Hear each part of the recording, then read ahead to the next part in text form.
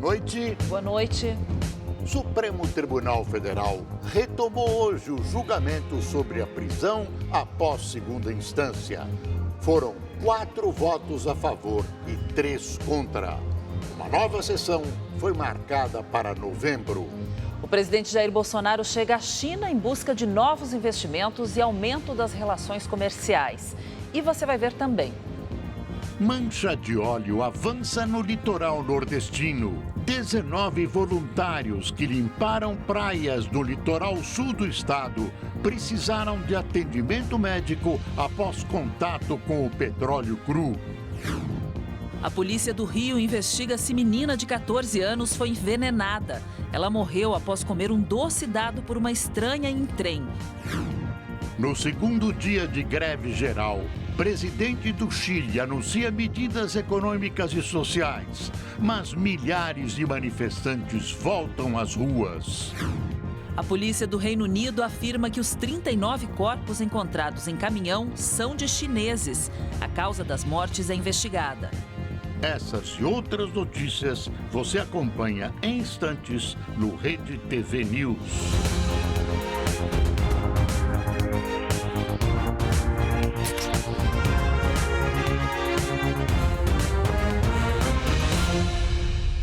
Após a aprovação da reforma da Previdência, o governo estuda um pacote de medidas para estimular a geração de empregos. O foco deve ser os jovens. As propostas serão discutidas com o presidente Bolsonaro após o retorno dele da viagem à Ásia e ao Oriente Médio.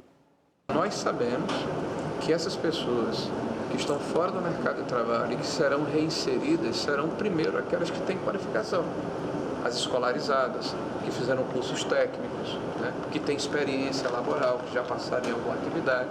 Então o governo está preocupado porque sabe que as pessoas que são jovens, essas têm maior dificuldade de inserir no mercado de trabalho. O governo vai ajudar este segmento, que é a franja, é a borda no processo do mercado de trabalho.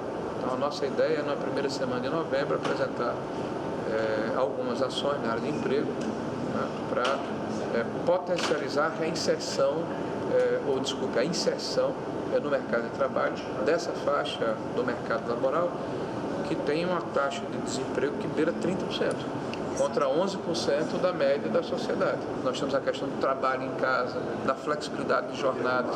Então é um mundo novo que está acontecendo no Brasil, mas principalmente no mundo que está vindo lá para cá, e nós precisamos ter respostas. E aí existe um grupo de trabalho constituído na Secretaria que está debruçado sobre esse tema.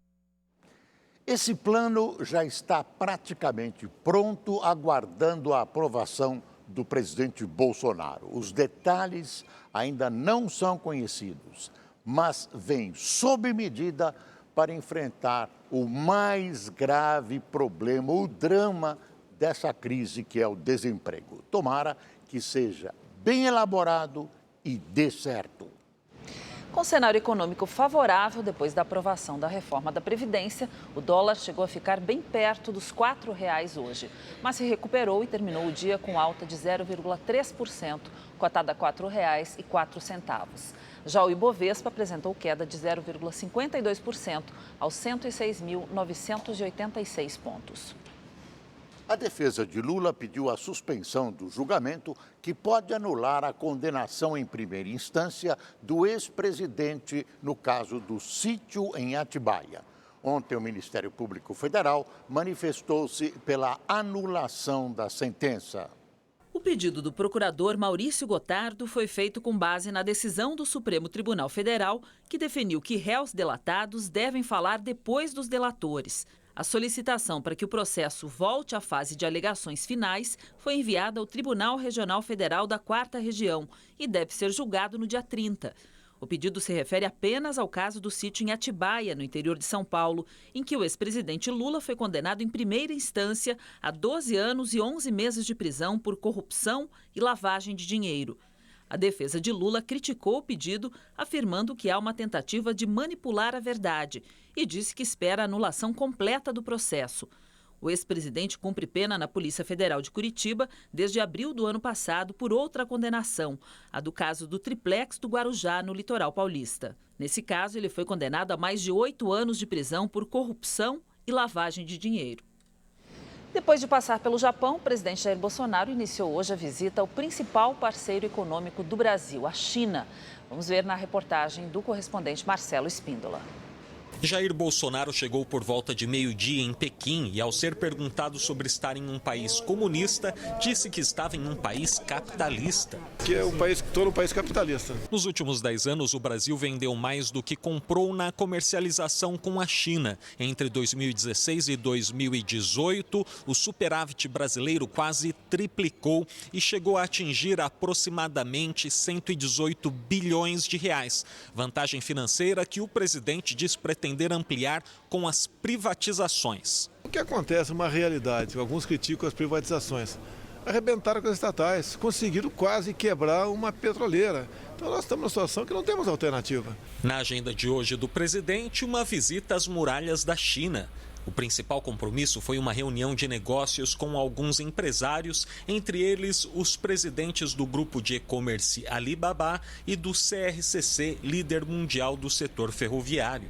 O pessoal está acreditando no Brasil, acredito que a nossa credibilidade está sendo restabelecida. Ao lado do ministro das Relações Exteriores, Ernesto Araújo, Jair Bolsonaro anunciou que o Brasil vai retirar a necessidade de visto para chineses que viajarem a turismo ou negócios. Segundo dados da Academia de Turismo da China, os chineses fizeram 150 milhões de viagens em 2018 e gastaram 130 bilhões de dólares em diversos países. Já anunciamos há pouco que vamos, o mais rápido possível, seguindo a legislação, isentar turista chinês de visto.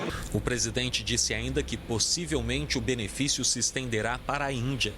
Sobre o áudio divulgado ontem em que Fabrício Queiroz, ex-assessor de seu filho, o senador Flávio Bolsonaro, dizia ainda negociar cargos para a Câmara e o Senado, Bolsonaro não quis comentar. Não sei dessa informação, por favor, tá? O Queiroz cuida da vida dele, eu cuido da minha, tá certo?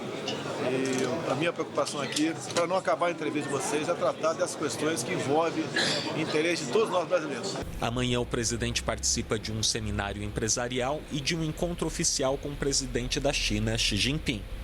Marcelo Espíndola, enviado especial a Pequim para o Rede TV News. E no fim da tarde, o senador Flávio Bolsonaro, do PSL, falou sobre os áudios atribuídos a Fabrício Queiroz. Em um vídeo publicado nas redes sociais, Flávio nega que ainda tenha relação com o ex-assessor. Em primeiro lugar, eu não tenho mais nenhum tipo de contato com ele há quase um ano.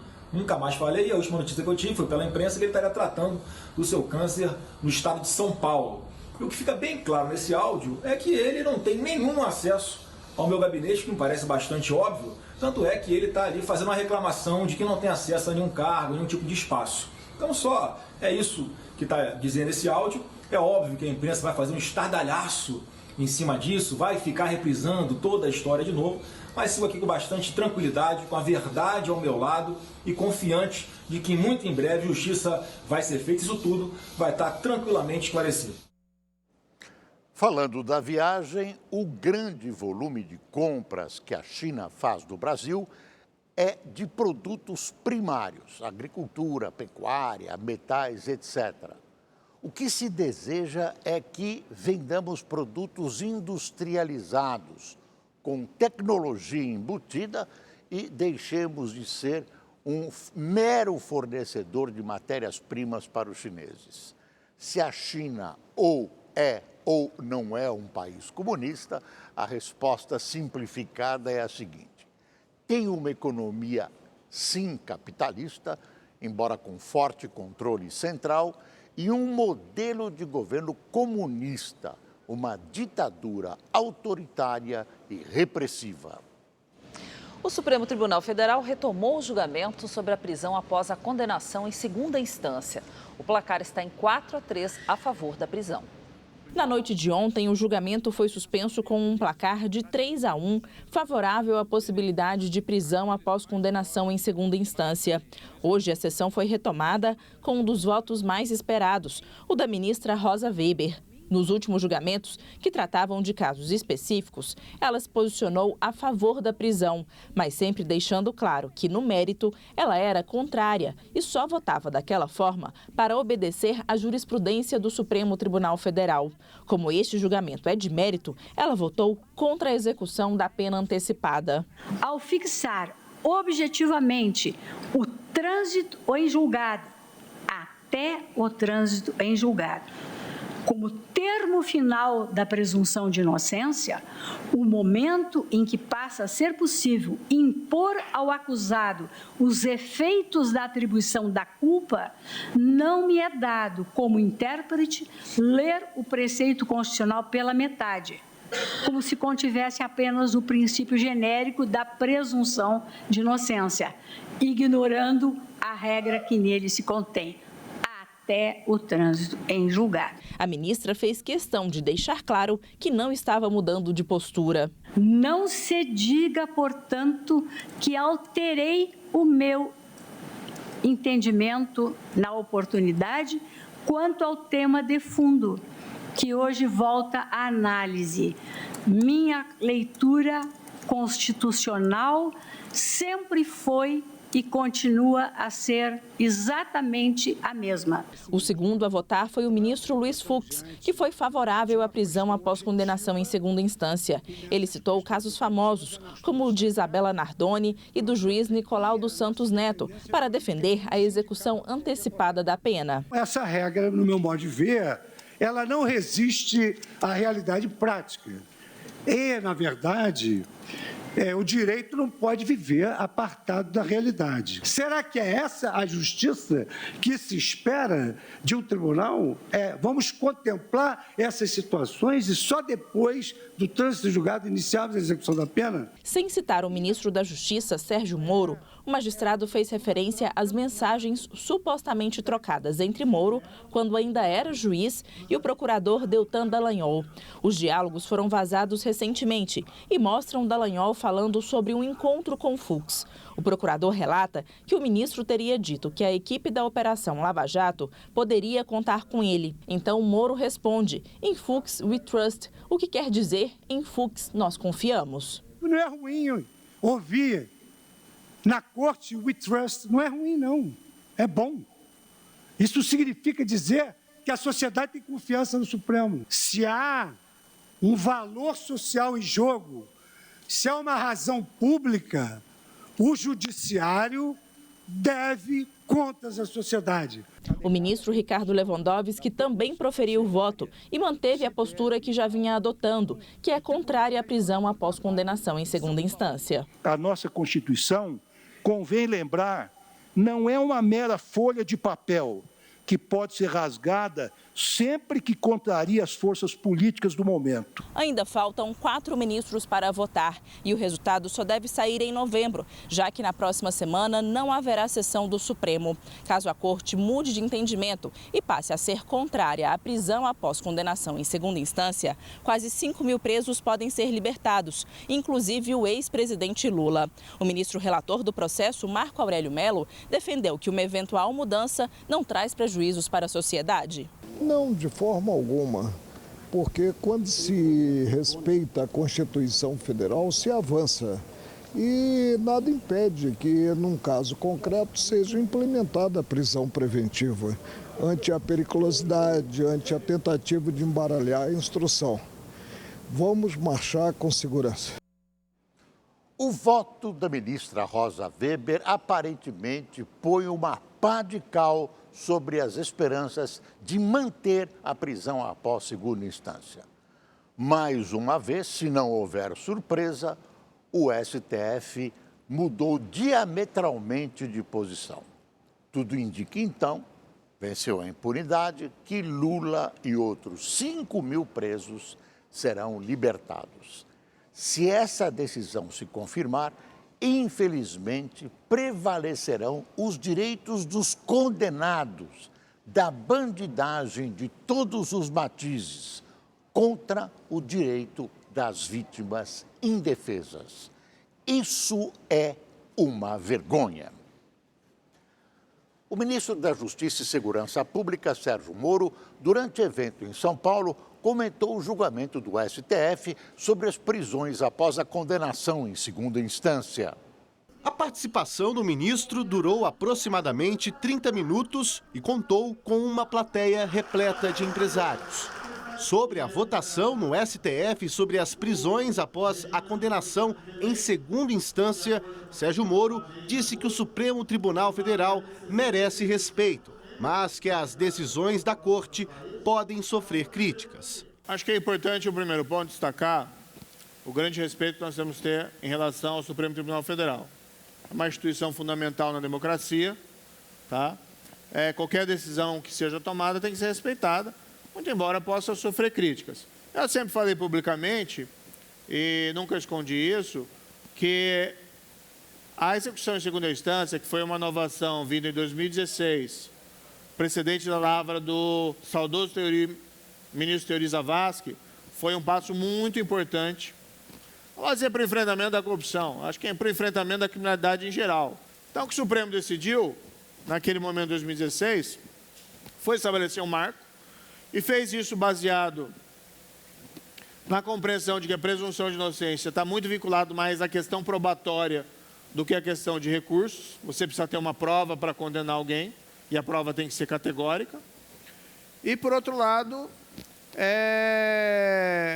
baseado em direito comparado, se vê que alguns países, por exemplo, Estados Unidos, França, vários países admitem a execução da pena a partir do primeiro julgamento. Esse julgamento está em andamento, espero que o Supremo tome a melhor decisão. Evidentemente, a questão institucional reclama que a adesão seja respeitada. Ainda durante o evento, o ministro Sérgio Moro afirmou ter a total confiança do presidente Jair Bolsonaro. Questionado sobre uma possível candidatura ao Planalto, Moro disse que não possui habilidade política e que não será candidato. Não aceitei essa oportunidade para seguir uma carreira política. Eu aceitei para ter a oportunidade de realizar coisas em que eu acreditava, que é avançar contra a corrupção, avançar contra o crime organizado e avançar contra a criminalidade violenta. Eu sou um peixe fora da água da política, né? Eu não tenho essa habilidade política, não serei candidato. Senão vou falar, o Moro não respondeu, não serei candidato. A ex-procuradora-geral da República, Raquel Dodge, também participou do encontro. Ao final da apresentação, falou com a imprensa e também comentou a votação no STF sobre a prisão após segunda instância. A prisão em segunda instância é possível na perspectiva de que encerra-se em segundo grau todo o juízo sobre se a prova de que o acusado é culpado ou não culpado. E esta situação agora exigirá, talvez, do Parlamento uma reflexão sobre se é necessário alterar alguma regra no sentido de estabelecer clareza quanto à possibilidade da prisão após a condenação em segunda instância. Sérgio Moro continua sendo visto pelas pesquisas como uma das figuras mais populares, se não a mais popular do país. É o reconhecimento da população por sua luta contra a corrupção e o encarceramento de uma elite de gatunos brasileiros que nunca antes na história haviam sido incomodados. Em setores do Planalto, Moro é visto como candidato ideal a vice numa eventual chapa para a reeleição de Bolsonaro. Você vai conhecer agora a história da pequena Alice de Belo Horizonte. A menina de 4 anos que nasceu com uma doença rara tenta dar os primeiros passos sozinha. Para realizar esse sonho, a família iniciou uma campanha na internet para comprar um andador. Portadora de uma doença rara, a Alice só consegue andar amparada e com o auxílio da mãe.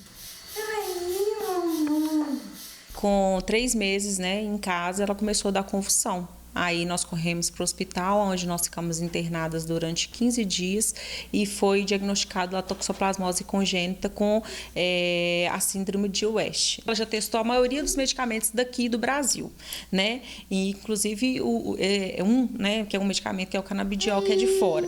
Hoje ela toma 4. A menina de 4 anos tem crises convulsivas frequentes, atrasos no desenvolvimento e por isso não consegue se equilibrar. Nas sessões de fisioterapia, os exercícios ajudam a Alice a conquistar mais independência. Ela faz fisioterapia, terapia ocupacional e fonoaudiologia. A gente trabalha a questão da locomoção com ela, trabalha a interatividade dela com os brinquedos, com os deslocamentos. Ver a Alice andar sozinha e independente é o grande sonho da família. E para isso acontecer, ela precisa de um andador adaptado, como este da foto. Como ela não tem apreensão das mãos, ela não consegue segurar um andador convencional. Então tem que ser um andador que dê esse suporte para ela, que esteja preso ao corpo dela, porque caso ela tenha essa crise convulsiva, ele não vai nem cair em cima dela, não vai machucá-la, né? E vai garantir que ela consiga se locomover em segurança. O andador que a Alice precisa é importado da Espanha. Custa aproximadamente 3.500 euros, cerca de 16 mil reais. Por isso, a família decidiu fazer uma vaquinha virtual para comprar o aparelho. Na página Ajude a Princesa Alice, é possível escolher a forma de fazer a doação. Até o momento, foram arrecadados R$500. Com o andador, a família já imagina a Alice vivendo com muito mais qualidade de vida. Ela correr mesmo, com esse andador para lá e para cá, ela brincar, tentar pegar as coisas, melhorar a cognitiva dela, realmente melhorar a qualidade de vida dela. Quero ver ela livre. Uma das maiores fabricantes de ração do país foi alvo de uma ação em Minas Gerais por parte da Polícia Fazendária. O prejuízo aos cofres públicos pode chegar a 200 milhões de reais. Os mandados judiciais foram cumpridos em 12 cidades mineiras. A filha do dono do grupo Lupus foi presa na zona sul de Belo Horizonte.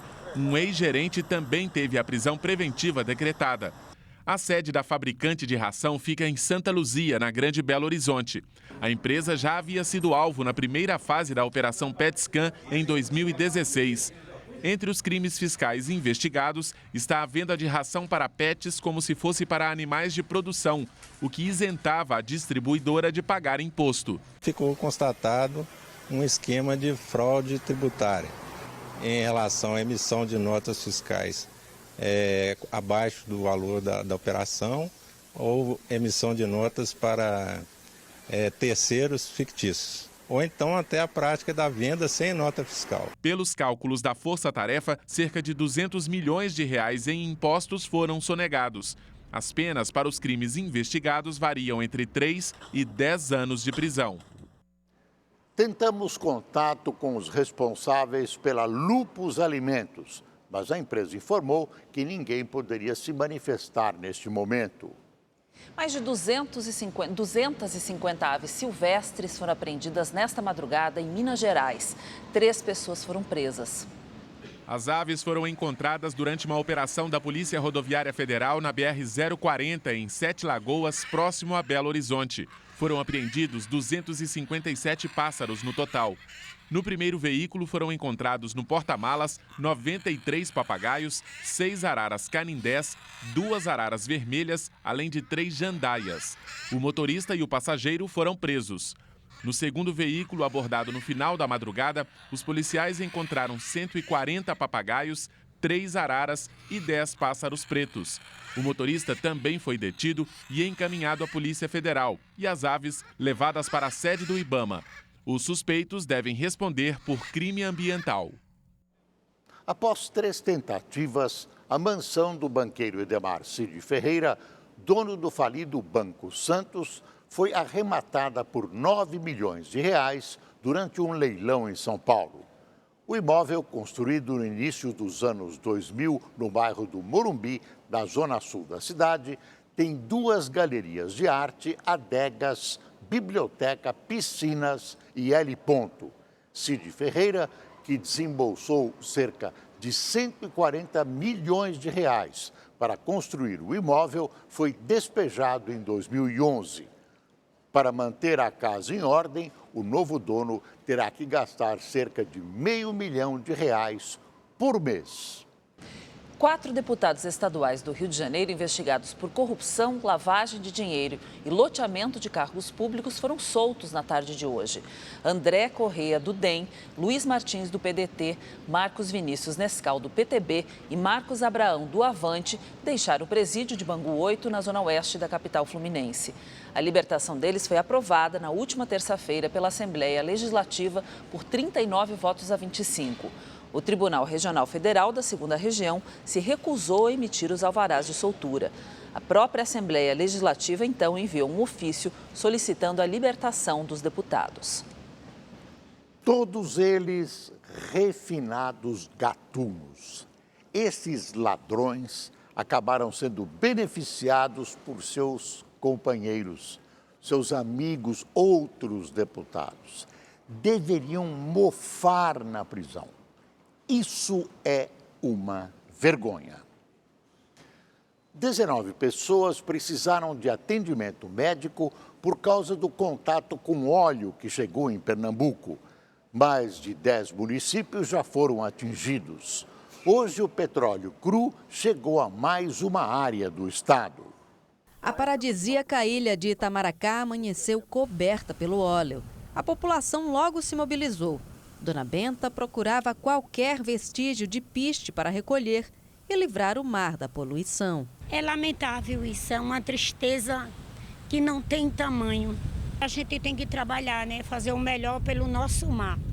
Militares do Exército realizaram uma vistoria na praia. Equipes do IBAMA informaram que vão instalar barreiras de contenção no pontal de Jaguaribe, onde o mar se encontra com o rio. A preocupação é evitar que o produto chegue ao mangue.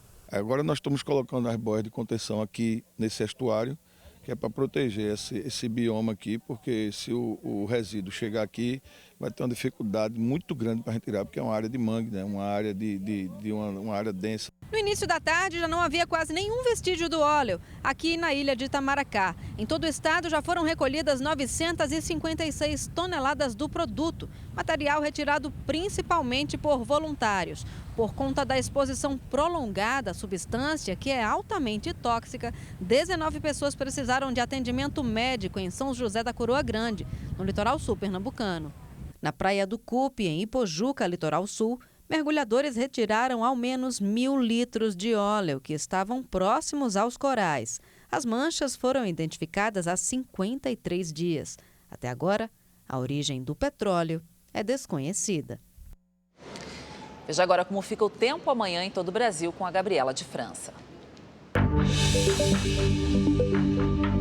Olá, boa noite para todo mundo. Amanhã é sexta-feira, muita gente está querendo saber como vai ficar o tempo, né? Mas antes da gente ir para o nosso mapa, vamos falar da chuva forte que atingiu várias cidades do interior de Minas. A cidade mais atingida foi Sete Lagoas. Moradores ficaram assustados aí com a intensidade da chuva que veio acompanhada de muita ventania. Ruas ficaram alagadas. Nesse local, olha só, formou-se uma forte enxurrada. Foram apenas 40 minutos de chuva, mas foi tempo suficiente para causar estragos na cidade. Olha só, essa academia que a gente vê na imagem ficou completamente destruída. Amanhã ainda tem previsão de pancadas de chuva sobre todo o estado aqui de Minas Gerais, Espírito Santo, Rio de Janeiro e na faixa leste de São Paulo. Por isso, a sexta-feira vai ser com cara de verão. Pancadas de chuva, mas antes o sol aparece. Vai ser um dia bastante quente também. Temperaturas entre 29 e 32 graus em BH, Vitória e no Rio de Janeiro. Dia com um jeitinho de verão também na capital paulista. O sol aparece mais em São Paulo, também esquenta mais aí nos próximos dias. No sábado aqui não tem previsão de chuva, o tempo fica firme o dia todo, mas no domingo a chuva pode ganhar mais força e vem aí com mais intensidade, principalmente no meio da tarde. Mesmo assim o sol aparece e vai estar quente, máxima de 30 graus no domingo. E a gente continua com alerta de tempestade em grande parte aí do Brasil, nessa área em destaque desde o norte, passando pelo centro-oeste até o extremo sul da Bahia. Chuva forte com raios e vendaval. A gente vai lá para Manaus, graus, onde a sexta-feira vai ser com tempo fechado, nublado, além de pancadas de chuva que chegam a qualquer hora do dia. No sábado, o tempo volta a ficar firme, o sol reaparece aí o dia todo. Agora, em Belém, no Pará, nada de chuva, o sol brilha forte o dia todo, na sexta, no sábado também, máxima de 32 graus. E o tempo fica assim, aberto, ensolarado, desde o Amapá, pegando o Pará, aqui, boa parte do nordeste do Brasil, até Salvador, onde a máxima é de 30 graus. Mesma coisa em Recife e Natal, muito sol e calor também em São Luís e Fortaleza, com máxima de 32 graus. Nada de chuva, o tempo fica firme, seco, ensolarado também, entre o Mato Grosso do Sul, interior de São Paulo, até o Rio Grande do Sul. Inclusive, tem alerta para baixa umidade do ar em alguns desses locais, viu? Máxima de 26 graus amanhã em Florianópolis e também em Porto Alegre. Mas para os gaúchos, a madrugada ainda vai ser fria, mínima de apenas 15 graus, bem diferente do restante do Brasil, onde o dia já começa com temperaturas bem acima dos 20 graus. Eu fico por aqui, uma ótima noite para você, te espero amanhã. Até lá. Tchau, tchau. A polícia investiga a morte de uma adolescente de 14 anos em São João de Meriti, na Baixada Fluminense. A família acredita que a menina tenha sido envenenada. A mãe da jovem não se conforma com a morte da filha. Isso não pode ficar assim. A minha filha só tinha 14 anos. Isso tem que achar. Essa mulher tem que parar. Porque isso não pode ficar assim. Ela tá fazendo eu sofrer muito. Lohana Madalena de Jesus, de 14 anos, morreu na madrugada de terça-feira em São João de Meriti, na Baixada Fluminense. A família suspeita que a adolescente tenha sido envenenada. De acordo com parentes, Lohana voltava para casa de trem quando aceitou uma bala de uma mulher desconhecida. Horas depois, ela passou a reclamar de dores na cabeça. No início da madrugada, a situação se agravou e a jovem foi levada para uma unidade de saúde da região. A menina chegou a ser atendida, mas não resistiu. Quando foi por volta de 1 e pouca da madrugada, levantou se sentindo mal, chamando minha irmã. Nisso já não estava sentindo as pernas e estava escumando pela boca e estava gelado. A minha irmã pegou ela e levou para o UPA do Jardim Íris. Chegando lá, fizeram a lavagem e incubaram ela. Ela ficou reagindo ali, mas quando foi por volta de 5 horas da manhã, deu 3 paradas cardíacas. A Polícia Civil está investigando o caso e vai analisar imagens das câmeras de segurança da Supervia, concessionária que administra os trens do Rio. A equipe médica que atendeu a menina também será ouvida. Os investigadores ainda aguardam um laudo toxicológico para determinar se houve envenenamento e por qual substância. Uma menina de 14 anos, jovem e muitos anos de vida pela frente, e veio ter esse sonho interrompido. Então é muito complicado para a família. A gente sabe, o ano todo é importante cuidar da saúde e fazer os exames de rotina. Mas em outubro, mês dedicado à prevenção do câncer de mama, o assunto tem que ser reforçado. E olha, foi comprovado que faz diferença ter uma campanha. Prevenir é melhor do que remediar. Esse ditado popular serve para o câncer de mama.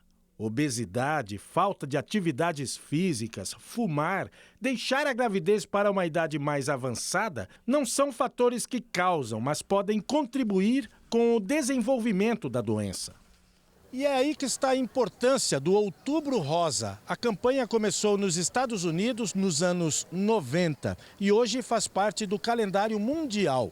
Aqui no Brasil, uma pesquisa revela que 98% das mulheres conhecem a campanha e que 91% acreditam sim que ela ajuda a prevenir a doença. A coincidência é que eu faço sempre em outubro, né? Então eu acho que incentiva que você não esqueça. Eu acho que a campanha ela tem que ser em continuidade. A mamografia já fez? Ah, faço. Todo ano. Sempre? E a senhora? Eu também. Graças a Deus, não tem mais nada. Há 25 anos, cuidando de pacientes com câncer, o doutor Alexandre Pupo diz que quanto mais cedo o diagnóstico, menor o sofrimento para tratar e maior a chance de cura. Os cânceres iniciais de mama normalmente demandam uma cirurgia mais simples, normalmente uma cirurgia que não é mutiladora, não tem que extirpar a mama, permite uma reconstrução estética mais adequada e muitas vezes até nós conseguimos evitar a necessidade de quimioterapia. O câncer de mama é o segundo tipo que mais atinge mulheres brasileiras, representando 25% de todos os cânceres que afetam o sexo feminino. Aqui no país, em 2019, foram estimados quase 60 mil novos casos da doença. Toda mulher deve iniciar o seu rastreamento para câncer de mama pelo menos aos 40 anos de idade e deve mantê-lo, tá? Pelo menos até 7 ou 10 anos antes do que seria a perspectiva de vida dessa mulher. Os 39 corpos encontrados num caminhão na Inglaterra ontem são de chineses. Entre as vítimas havia 31 homens e 8 mulheres. A causa das mortes ainda é investigada. Os detalhes com o correspondente Luciano Júnior. Estas imagens foram captadas momentos antes do caminhão ser encontrado com 39 pessoas mortas em uma zona industrial de Grace, região de Essex, a 40 quilômetros de Londres. Pela manhã no local, muita segurança e flores deixadas por moradores em memória às vítimas. 8 delas eram mulheres, um adolescente e todos de origem chinesa. Mais tarde, o caminhão foi transferido para um galpão onde a polícia seguirá com o trabalho de perícia. Segundo as investigações, as vítimas podem ter morrido de asfixia ou de frio, por se tratar de uma câmara frigorífica. O motorista segue detido. Seu nome é Mo Robinson. Ele tem 25 anos e mora em Portdown, cidade da Irlanda do Norte. Mo está sendo investigado como envolvido direto na morte dos chineses e deve ser acusado de assassinato. De acordo com levantamentos feitos pela polícia, o caminhão entrou em solo britânico na segunda-feira pelo porto de Purfleet, no sul da Inglaterra. A carreta, que tem placa da Bulgária, teria feito a travessia por Zeebrugge, na Bélgica, onde a fiscalização é menos severa do que Calais, na França, principal ponto de acesso da Europa ao Reino Unido. O primeiro-ministro búlgaro, nessa entrevista, disse que o caminhão, mesmo registrado em seu país, não partiu de lá. O veículo teria deixado a Bulgária há 2 anos e, portanto, o caso deve ser investigado pelas polícias da Irlanda e do Reino Unido. Já o porta-voz da promotoria da Bélgica declarou que ainda há muitas questões a serem respondidas sobre o caso e confirmou que as autoridades belgas e britânicas estão cooperando juntas para encontrar, o quanto antes, todas as respostas para esta tragédia. De Paris, Luciano Júnior para o Rede TV News. No segundo dia de greve geral no Chile, milhares de pessoas saem às ruas para protestar contra o presidente Sebastián Piñera. O líder chileno tentou acalmar os ânimos, anunciando novas medidas econômicas. Diversos serviços, como o metrô, continuam funcionando parcialmente por conta da greve geral, convocada ontem por sindicatos e movimentos sociais. Na capital Santiago, as ruas ficaram lotadas de pessoas pedindo que o governo revogue o estado de emergência decretado no sábado e retire os militares das ruas. Os manifestantes pedem também por outras demandas sociais e criticam o governo do presidente Sebastián Piñera, pedindo inclusive sua renúncia. Este cartaz traz uma caricatura do líder chileno ao lado da palavra ladrão. Tentando acalmar os ânimos, Piñera veio a público hoje, mais uma vez, para anunciar medidas econômicas.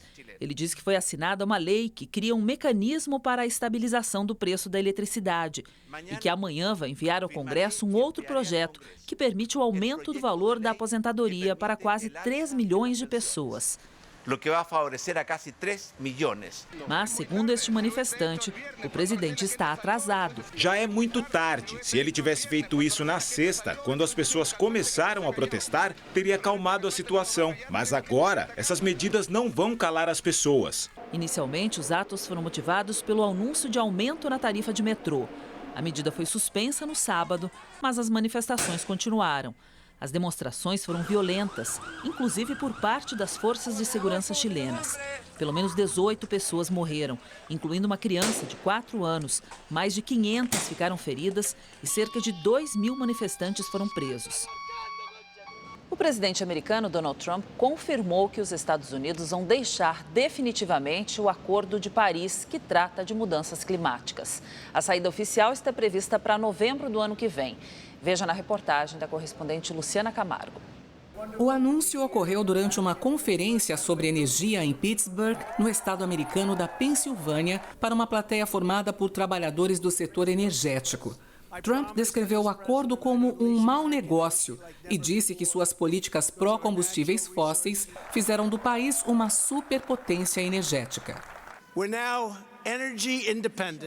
Em 2015, 195 países assinaram o Acordo de Paris e se comprometeram a limitar o aquecimento da Terra em 2 graus Celsius até o final do século, reduzindo a emissão de gases de efeito estufa. Ao assumir o governo há 2 anos, Donald Trump disse que, se não pudesse renegociar as metas do documento, se retiraria. O processo formal da saída dos Estados Unidos do Acordo de Paris deve começar no próximo dia 4 e entrará em vigor em 1 ano, um dia após as eleições presidenciais americanas. Trump também tenta eliminar uma série de leis sobre poluição para reduzir o custo de produção de gás, petróleo e carvão no país. Apesar disso, muitos estados permanecem comprometidos com o desafio de impor padrões de ar limpo e travam uma batalha interna com o presidente. Luciana Camargo, de Nova York, para o Rede TV News. O corpo do ditador espanhol Francisco Franco foi exumado hoje, depois de uma longa batalha judicial. Ele estava enterrado desde 1975 em um mausoléu próximo à cidade de Madrid. O caixão foi carregado por familiares e levado de helicóptero a um cemitério público. A exumação era uma das prioridades do primeiro-ministro socialista Pedro Sánchez, que queria evitar que o mausoléu se transformasse em um ponto de peregrinação pelo ditador. A família de Francisco Franco foi contra e acionou a justiça, mas a Suprema Corte da Espanha decidiu a favor do governo. Hoje, na Espanha, existe um movimento que pode ser classificado de neofranquista. Trata-se de uma espécie estranha de saudosismo, porque basicamente é composto por jovens extremistas de direita, nascidos depois da ditadura de Francisco Franco. Mesmo antes do final da contagem dos votos, Evo Morales se proclamou vencedor das eleições presidenciais na Bolívia.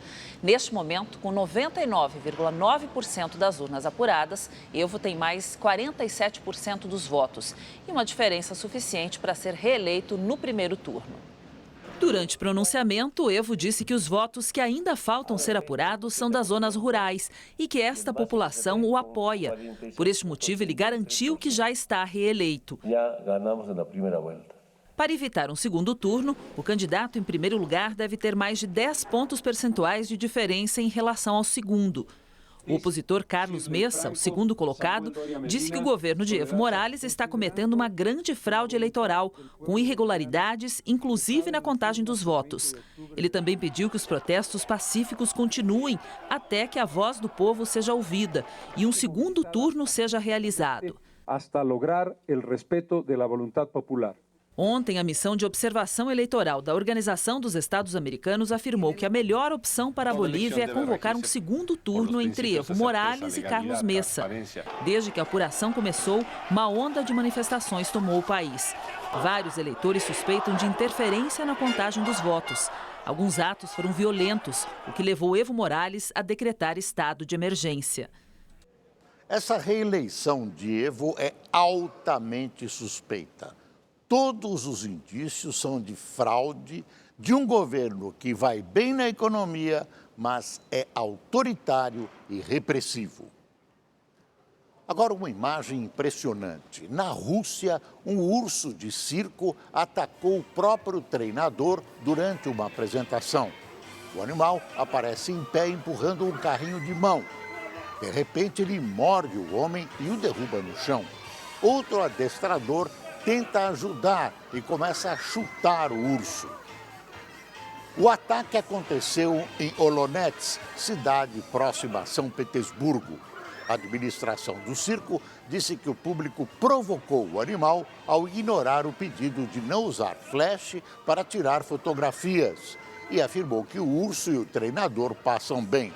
A polícia abriu um inquérito para investigar o caso. Morreu hoje em São Paulo, aos 74 anos, o compositor e cantor paulistano Walter Franco.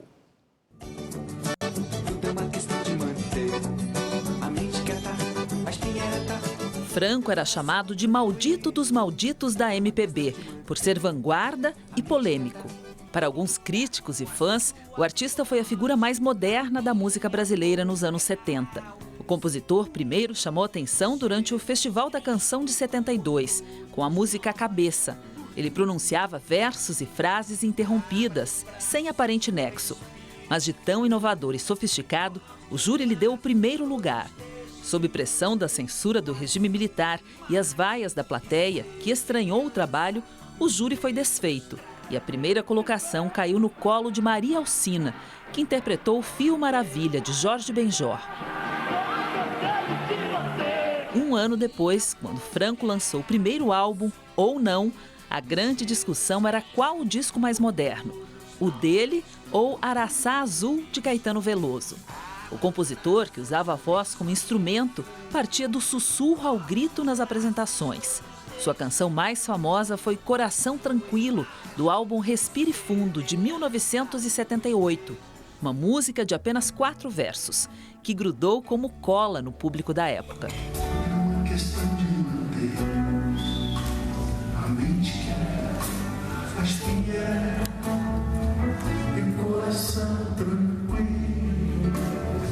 Nos últimos anos, o artista fazia poucos shows, sempre lotados de fãs.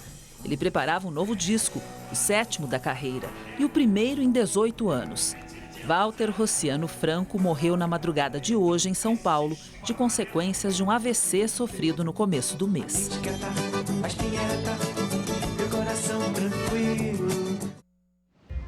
Se você perdeu algum momento do Rede TV News ou quer assistir novamente, se inscreva no canal da Rede TV no YouTube.